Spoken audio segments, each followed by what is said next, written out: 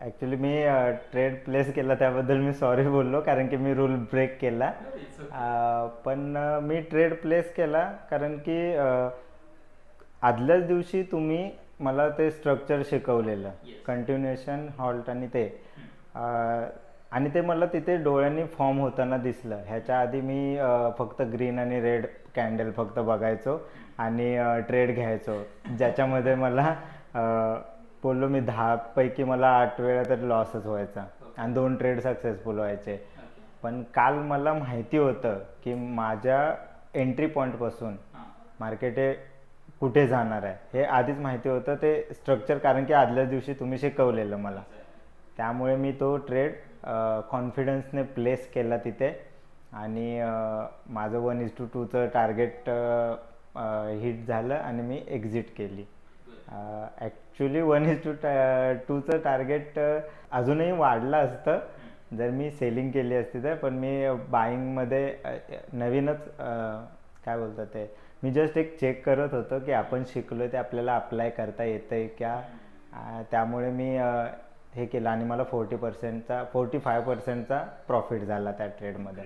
मला ते ॲक्च्युली मला एक कॉन्फिडन्स आला, मला ते मेन म्हणजे सांगायचं होतं ओके. की मला ट्रेड प्लेस करताना मी चार्ट वाचायला लागलो. मी फक्त आधी ग्रीन कॅन्डल आणि रेड कॅन्डल एवढ्या 2च गोष्टी मला माहिती होत्या आणि प्राईज अप जात असेल तर मला बाय करायचं आहे, प्राईज डाऊन मला वाटली जाते तर रेड करायचं. त्याच्याबद्दल काही टेक्निकल नॉलेज नव्हतं.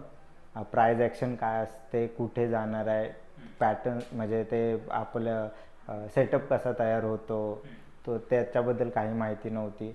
ऑप्शन चेनबद्दल, प्रीमियमच्या कसं प्राईज वगैरे व्हॅरी होतात त्याचं काही माहिती नव्हतं आणि ते मला आता कळायला लागलं. मेन म्हणजे मी चार्ट वाचायला लागलो. थँक्यू त्यासाठी तुम्हाला. मला ॲक्च्युली एम हाच आहे की प्रॉफिट कमी झालं तरी चालेल पण लॉस नाही झाला पाहिजे आणि महिन्याचा PNL हा नेहमी ग्रीनमध्ये पाहिजे.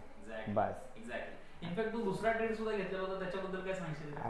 ॲक्च्युली दुसरा ट्रेड मी घेतला त्याच्यानंतर आय गेस 2-2:30 वाजता घेतला असेल. ते जे रेड रेड पडायला लागलं ना, मार्केट एकदम वरती जाऊन पडायला लागलं, त्याच्या जस्ट आधी घेतलेला मी तो ट्रेड. प्राईज ॲक्शननुसारच घेतलेला, कारण की एक ग्रीन झाली तयार, नंतर हॉल्ट आला आणि नंतर परत ग्रीन झाली आणि त्याच्यानंतर सडनली थोडंसं अप गेलं मार्केट आणि खाली यायला लागलं. आणि ॲक्च्युली नवीन आहे ह्या म्हणजे टेक्निकल नॉलेजनुसार ट्रेड करण्यात, त्यामुळं मी तुमचं एक वाक्य आठवलं की लॉस नाही झाला पाहिजे, ॲटलिस्ट ब्रोकरेज तरी निघालं पाहिजे. सो जेव्हा मला कळालं की माझा ट्रेड रॉंग आहे तेव्हा मी ब्रोकरेज अमाऊंटवरती एक्झिट मारली. एक्झॅक्ट 47 रुपीज माझा प्रॉफिट झाला आणि 46 रुपीज माझं ब्रोकरेज गेलं. 1 रुपया त्यात पण प्रॉफिट.